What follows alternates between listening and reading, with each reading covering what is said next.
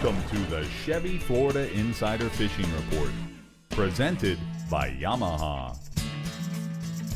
Hello and welcome to the Chevy Florida Insider Fishing Report. And this guy, you know, Captain Rick Murphy, how are you? I'm doing great. How are you, Lauren? Great. I am so pumped for another week. We're like week 6 now, I guess. Five? I can't count. Man. It's all right. Well, it goes with your height. It does. You know what? Let's take a seat. All right. So what are we doing tonight? Well, tonight we are going to get into the lineup. First off, this time we are going to talk Wahoo. All 9 of our captains from across the state will be giving us the 411 and Navionics. Rick is going to zoom in on the Central West for us. I hope Captain Page is ready for that. He's ready. Does he know you're zooming in? No doubt. Yee. And Dave Farrell is out tonight, but covering for him is your old pal from the Southeast, Captain Jimbo Thomas. Hey, Jimbo. Hey, Rick and Lauren. Great to be here. We're sure glad to have you. Hey, we're talking about Wahoos tonight, and I got to tell you, Jimbo certainly knows a lot about it. I can't wait to get over there and talk about some of the rigs and techniques. But, you know, Lauren, let's take a look at some of the pictures. You know, every week we have a contest where guys actually send in a photo. Now, this is Allie Hobson. This chick eats, lives, and breathes fishing. And actually, she tried out for your job, and, you know, Allie, great catch there. It's a great Wahoo. Next up is Captain Henry Hodge. And Henry, as you can tell, Lauren, the key to looking at a Wahoo is certainly the stripes. That's one of the ways you can always tell. Little tiny propeller, but very fast through the water. But let me show you what happens when you catch a nice Wahoo. Liz Brainard from Orlando, she sent this in. She was fishing and also invited her Wahoo to dinner, and this is a great way to cook them. But you know what? We got to get to the Central West region with Captain Page. Looks good to me. Looks good to me. It's dinner time. It's ready. All right. All right, come on. Let's kick it up in the Central West tonight. Captain Jeff Page, you reported a strong bite from the Wahoos in your area. Is that right? Yes, it is, you guys, and I'm really glad to be here tonight. And, you know, you did mention, Rick, they are delicious, and I never would have guessed that. I always pictured them to be like a kingfish kind of fish, and all my guys from offshore told me they're just really good eating. Anyway, we have a strong Wahoo bite in the west central Gulf of Mexico. I just got off the phone last night with the Froelich brothers, Will and Nick of Double Nickel Charters, and they've already got the Wahoo bite going real well. They said it's out in 160 to 240 feet of water over live structures, springs, and wrecks. They say the key, Rick, has been to find that color change. They'll be going along, it'll still be clean green water, and then it'll turn to just a bright blue water. They say as soon as they get into that, they start looking on their bottom machines. They'll even start trolling rig ballyhoos with islanders as well as lip plugs like X-Wrap 30s, and they're always paying attention for temp breaks, spotted broken pieces of scattered grass all throughout the water.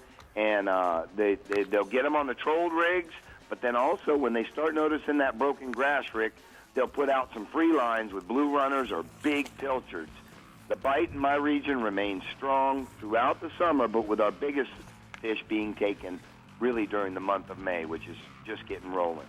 Got a couple photos tonight that the Double Nickel guys have sent me. First of Joe Scareville with a really nice Wahoo he got. And then the second one is of Captains Will and Nick Froelich with one of their clients, Mark Bass, with a Wahoo they got just last week. All right, Jeffrey, those are a couple great pictures. I'm going to go ahead and take a look at the Navionics from the Central West region.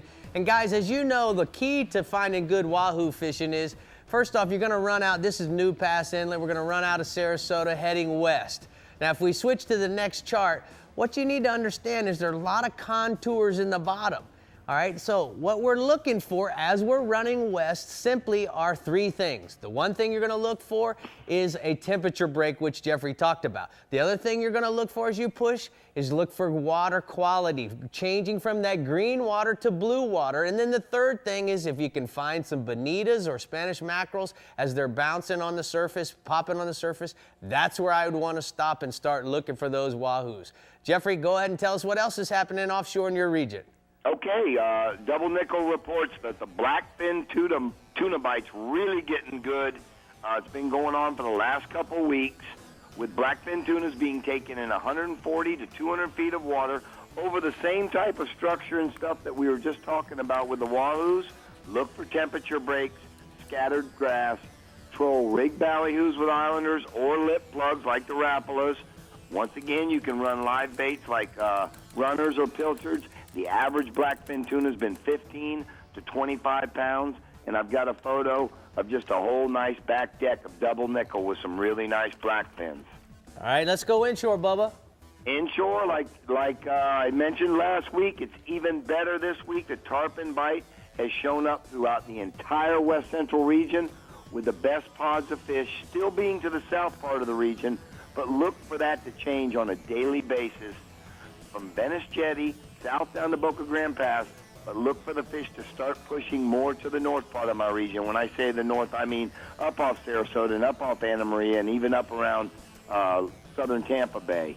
Look for slow-rolling fish early in the morning, throw live free-line crabs or threadfins, and then the afternoon outgoing tides, which we'll start having around Thursday or Friday, is already heating up. Guys are out dipping their crabs early, and then they get anchored up on the backsides of passes and inlets and float the crabs underneath corks.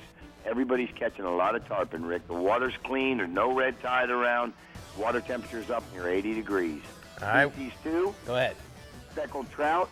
Good, consistent speckled trout bites still going on most of the grass flats near our inlet, especially down in Lemon Bay on the west side of the bay, real close to Stump Pass, as well as North Sarasota Bay and South Tampa Bay. The key has been, like I mentioned a couple weeks ago, getting set up on a good drift, whichever way your wind is blowing, and then throwing subsurface plugs like the Olive Flash Twitch and Wrap or the Miralure Mirodine. Trout are averaging 16 to 20 inches. Real quick, Rick, I want to mention next Thursday, Marine Supply of Winter Haven. Don't forget, West Central and East Central region can get there in a matter of minutes. And look for lots of fishing seminars and specials, along with Chevy trucks and cars, and the Chevy girls doing a quick survey and giving away free prizes. All right, good job, Jeffrey. We're going to go ahead and take a look at the Startron hotspots from the Central West region. Inshore, redfish. Fish live pilchards or saltwater assassins, golden brim sea shads on a quarter-ounce hookup jig. Around the mangroves, in and around Catfish Creek and Bull Bay during the higher stages of the tide. And then offshore amberjacks drop down big live baits or a Williamson vertical jig in chartreuse or pink. You might want to try wreck or springs in 120 to 140 feet of water. That's right. a little over my head. How about that? Isn't most of it? It always is. All right, well, Rick, check this out. Captain Harry's Fishing Supply Southeast region is Captain Jimbo Thomas's detail, so we're pretty lucky to have him in the studio with us tonight. We do have him in the studio. Oh, yes, we do. You want to take it away, Jimbo? Yes, I will. Jimbo, tell us about the Wahoo fishing, buddy. All right, well, Wahoo are considered a prize catch in our region. Pretty much anywhere that you might find them, they're considered a prize catch. And they are also said to be one of the fastest fish in the ocean. In the southeast region, we catch them all year, but the winter and spring months, say from November to May, is when we see the most of them. And there's definitely an increase in wahoo bites around the full moons. We will occasionally catch a wahoo on live baits, but trolling will far outfish the live baits. Fast trolling bullet head style lures on medium to heavy tackle or wire lines at 10 to 15 knots is the most effective way to target these wahoos, but there are also plenty of them caught at normal trolling speeds of 5 to 7 knots. We look for blue water with north current in the 120 to 500 feet of water, and fish in the 15 to 40 pound range are the most common, but occasionally we do hear of a monster wahoo up to or even over 100 pounds. Now lately, any floating debris offshore has been holding wahoo, and the easiest way that we've found to catch them is to troll a Rapala Magnum under and around that floater. And then there's also been a few caught in the Hillsborough, Boynton Inlet areas, trolling deep lures or baits in the 300-foot range. Now, staying offshore, the conditions have been pretty consistent in the last week with good colored water and north current along the edge, and when the conditions are good, so is the fishing. We've been catching sails on a daily basis with live herrings, goggle eyes, and cigar minnows, fishing them under the kites and on the flat lines. And we've also been getting bites anywhere from 90 to 200 feet of water. There have also been quite a few free jumping sails. If you can get lined up with them with the live baits, there's a good chance of getting a hookup or even a multiple.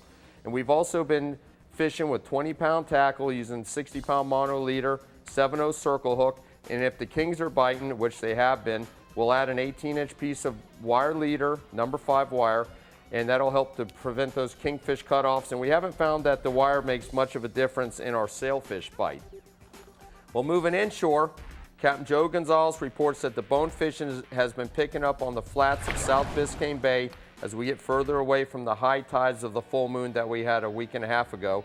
The best action has been from Soldiers Key, South Angelfish Creek on the inside flats and also on the outside flats when the weather permits.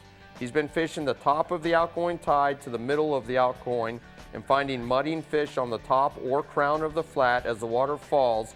He's been looking for tailing fish. At the bottom of the outgoing, the fish have been muddying along the edge of the flats and working into the current, and live shrimp have been the bait of choice along with shrimp pattern flies. Now we got a photo here. This is 17-year-old Austin Abercrombie, let's try that again, with his first Biscayne Bay bonefish, and he was fishing with Captain Joe Gonzalez. And now staying inshore, the tarpon fishing is still red hot in Government Cut on the north and south sides of the jetties in the late afternoons and into the evenings. The fish have also been inside the cut itself, but there's a lot less boat traffic and it's a lot shallower water fishing on the outsides. Live shrimp and crabs have been the best baits, and a lot of the fish have been 100 pounds or better. Tarpon have been in the rest of the inlets, but definitely not in the numbers that we're seeing in Government Cut. There's also been tarpon holding some of the deeper water on the bay side of Key Biscayne, and they're eating live mullet and crabs, and unlike the fish in the cut that are evening eaters, these are biting throughout the day. You want to look for fish rolling or try to mark them on your depth machine to get in the neighborhood. All right, Jimbo, great job. Well, I'm looking forward to talking to you about rigs and techniques on Wahoo in a few minutes. I'm going to go ahead and get to the hot spots from the Captain Harry Southeast region. Inshore, look for those tailing and mudding bonefish on the flats of South Biscayne Bay. And then offshore, no need to run any deeper than 200 feet of water. A mixed bag of sails, dolphin, kingfish, blackfin tuners can be caught live baiting on the edge. Now guys, I want to tell you, I'm really excited about the new Yamaha 4-stroke 200. The reason why is for all of those guys out there, whether you own a Pathfinder bay boat or maybe even an older contender, the key to this is that Yamaha built this product with several different things in mind.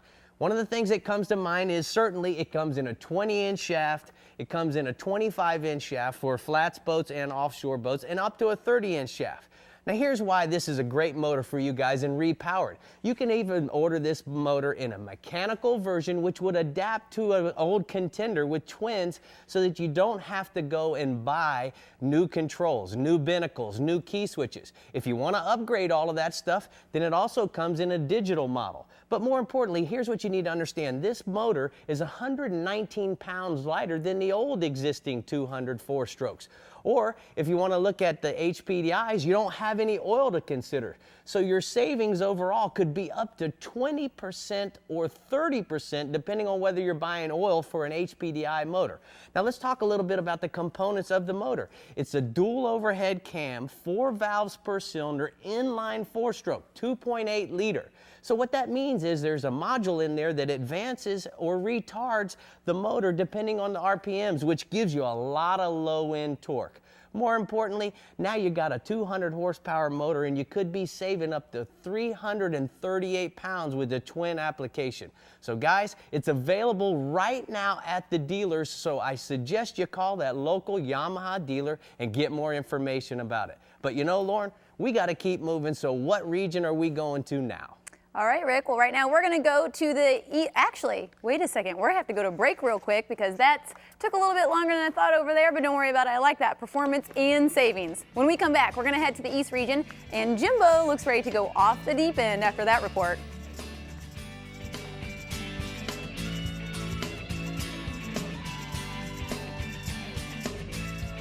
Chevy Florida Insider FishingReport.com. Like us on Facebook and follow us on Twitter at ChevyFIFR TV. Stick around.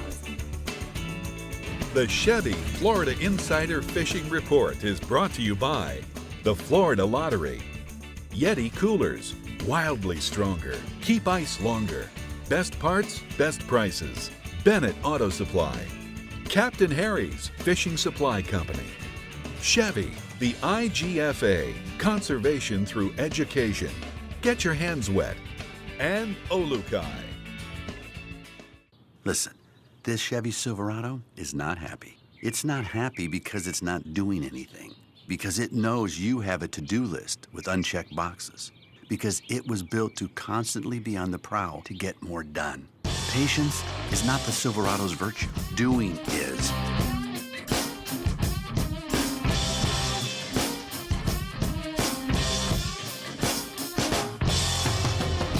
The dependable, reliable Chevy Silverado. It's 200 streamlined horsepower of Yamaha forward thinking. The all-new F200 inline 4-stroke. Whether you're an offshore angler, pontoon cruiser, bay boater, or walleye hunter, the responsive and fuel-efficient F200 combines amazing power and versatility in one incredibly compact and lightweight package. The all-new F200. Legendary Yamaha reliability and the freedom of forward thinking.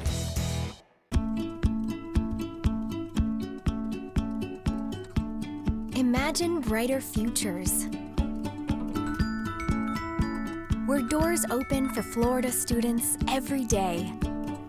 Imagine building a better tomorrow, where playing means we all win.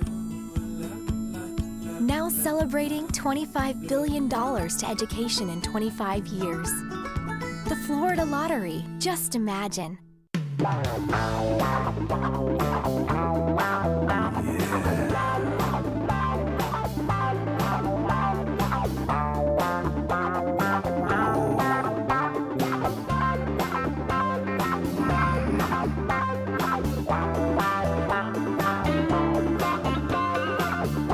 Looking for some action?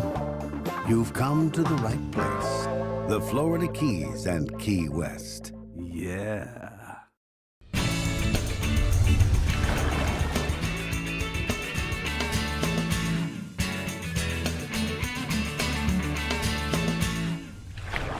Now let's get to our news and notes from the FWC. All month long, learn the ABCs about boating safety at various locations throughout the state of Florida. And ladies, let's go fishing Treasure Coast in Stuart, Florida at Pirates Cove Resort and Marina this weekend, May 10th to the 12th. You can find more information at myfwc.com. Now it's time to go off the deep end.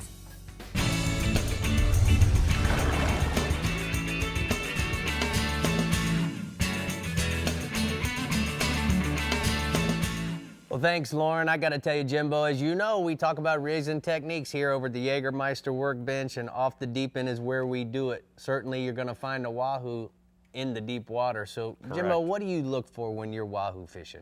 Well, what we like to look for is some blue water with some north current. We do catch them in the green water occasionally, but we think that the blue water looks a lot better, so the fish must think that as well, I'm guessing. Yeah, well, certainly on the Thomas Flyer, you guys know what to look for.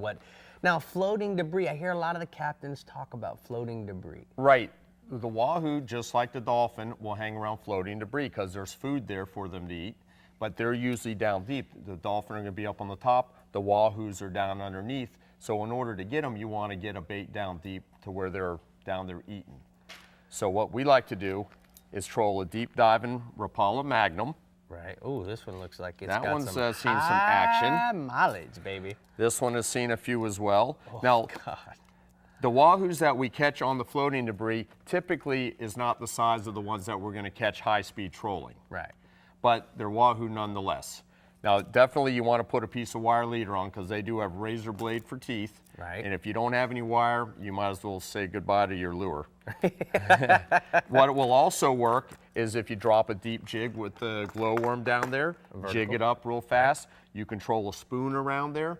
But I found that these Rapala Magnums work as good as anything, and you can just snap it on there and you're good to go. All right, now, a few years ago, high-speed trolling had really got evolved. So Right. let's talk a little bit about that rig. Well, high-speed trolling, you don't necessarily have to high-speed troll. We catch a lot of them at normal trolling speeds, like I mentioned, but high-speed trolling, you're going to cover a lot of ground, and you're going to find where they're at, hopefully.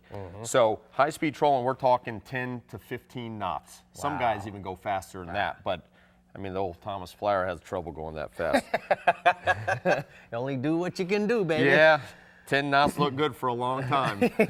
But at those speeds, you need to keep your bait in the water because they're going to be flying out of the water. So you want a heavy lure. Right.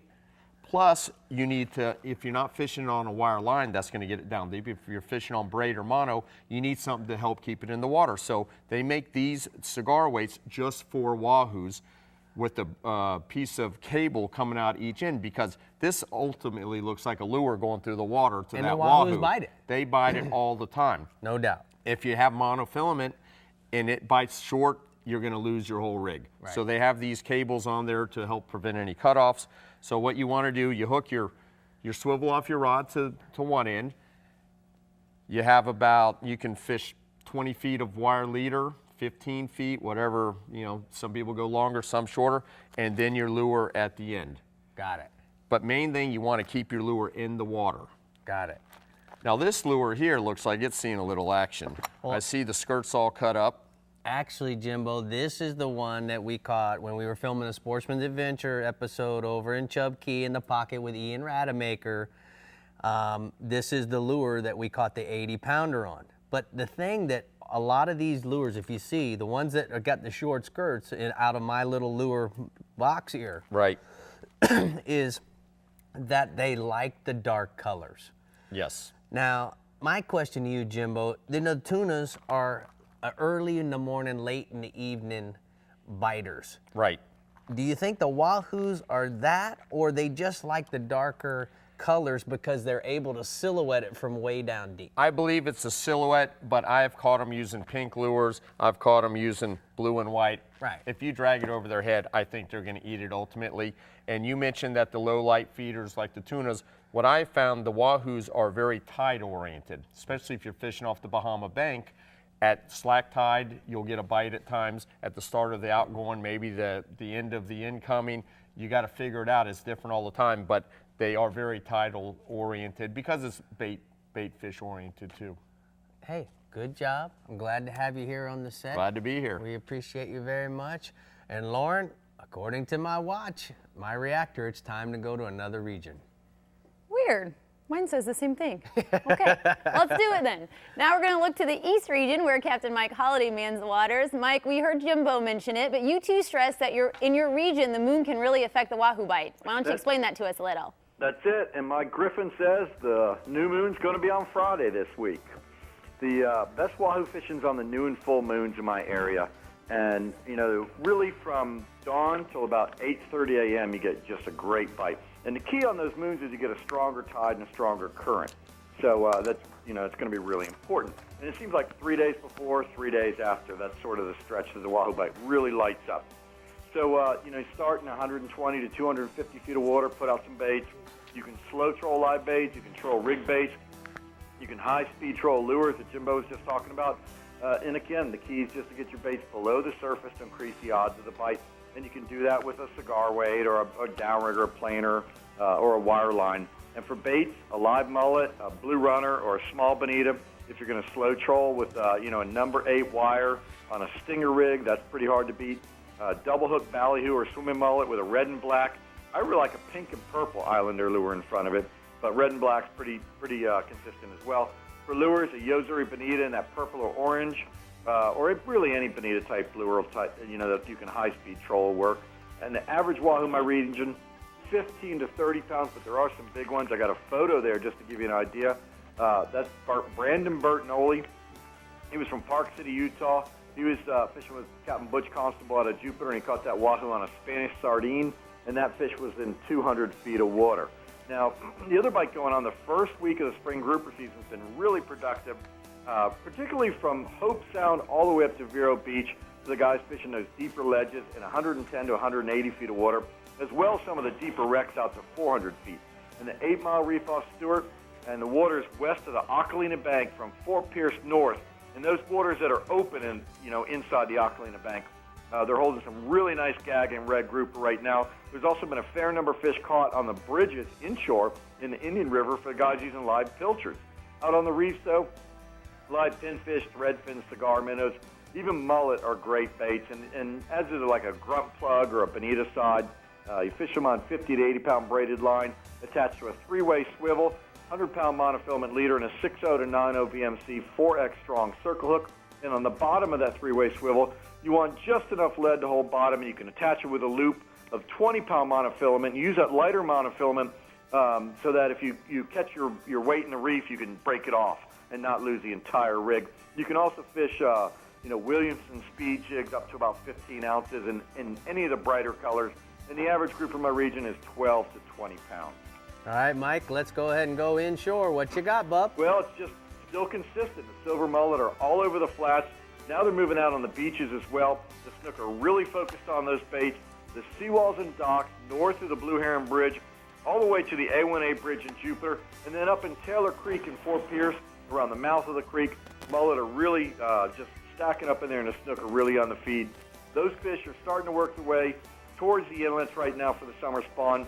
So the area, close to the inlets have good numbers of fish around them. The inlets themselves seem to have the smaller fish on them, the slot fish and the sub-slot fish. So we're just getting a trickle of those. The biggest fish still seem to be up in the rivers and around the spillways, and mullet are the main food source for them as well. That means, a live mullet put up against the wall in the Fort Pierce Turning Basin or any of the seawalls in the North Fork of the St. Lucie River at first light are going to be pretty deadly. They're going to get pasted against that cement. You can throw topwater plugs at first light, big swim baits at the inlets, a live mullet, a pinfish, or a thread fin. Just work them along the shoreline. The smaller baits like the pilchards are going to really work well because a lot of those fish are smaller. Average snook is 5 to 12 pounds. The inlet fish, average snook's more like 5 to 8 pounds. And I got a photo there. That's Costa Sunglasses Vice President of Sales, Dave Baltice, and his son, Chet Baltice. That's an over-the-slot snook. They caught that in the Indian River on a topwater plug. And the other inshore bite, we're right in the middle of spawning season for spotted sea trout. And that means the biggest fish of the year are up in the shallows in Hungary. The spoil islands of the Indian River from the Jensen Beach Causeway all the way north to Harbor Branch have a lot of big trout on them right now. Some of those are submerged, or more like a sandbar. And the way you find them is at dawn, you see these big schools of mullet up on top of the islands or on top of the bars and working the edges of the islands. And the big trout are just on the drop-offs, eating those mullet as they push off into the deeper water. The best action from first light until about 9 o'clock, but you can fish it all day, particularly on these extreme low tides that we'll get to with this new moon this week. That'll really concentrate the fish in the pothole. First light you can throw topwater plugs or large soft plastic like a Bass Assassin Texas shad in any of the darker colors. When the fish get concentrated on those low tides, a live hand-sized pinfish or sand perch under a popping cork will really get the bites in that midday heat, and the live mullet will also do the trick. Average sea trout's 2 to 4 pounds, but I talked to Captain Ed Zayak. He had 2 fish over 9 pounds this week, so the big trout are in, guys. Great job, Mike. I'm going to go ahead. We need to talk about the bass fishing. You are our bass expert, so give it to me. Well, man, the water levels are starting to drop in the Everglades, and I mean really drop right now. And that means the flats are drying up, and that's concentrating the fish in the canals. The bass are all moving into those canals. So from Holiday Park West all the way through Water Conservation Area 3, they're getting a large numbers of mostly small bass. I'm talking 50 to 100 fish a day right now. It's pretty much the norm. And you can, swim a Bass Assassin logger toad through the grass or fish the edges of the grass with a June bug-colored trick worm rigged Senko style. And if you're into fly fishing, small, dark-colored popping bugs, pretty hard to beat. The best bites early, and bring plenty of liquids because it's really heating up by about 10 o'clock in the morning. Average Everglades bass, 1 to 2 pounds, but you'll make up for the size with all the action you can handle right now. So Everglades are on fire, guys. Great report, Mike. We're going to go ahead and get to the Bennett Auto Supply hotspots from the East region. Captain Mike says inshore, snook at the Fort Pierce Inlet on the last of the incoming and the first of the outgoing tide. Live shrimp with a jig head, pinfish, pilchard, or chartreuse jig is going to give you your best bet. And then offshore, king mackerel from Juneau Pier to Jupiter Inlet in 70 to 120 feet of water. Live sardines on a number 4 wire rig or dead sardines drifted on a triple hook mono rig. Well, we got a lot of rigging going on. A lot of rigging. All right, we might as well take a break. Get ready for that. All right. But when we return, we're going to check in with the Northwest and the Keys. Plus, we'll let you know where you can catch Captain Rick and the rest of the gang from the Chevy Florida Insider Fishing Report on tour. Wahoo! Wahoo! Here we go. Yahoo with Wahoo! Wahoo.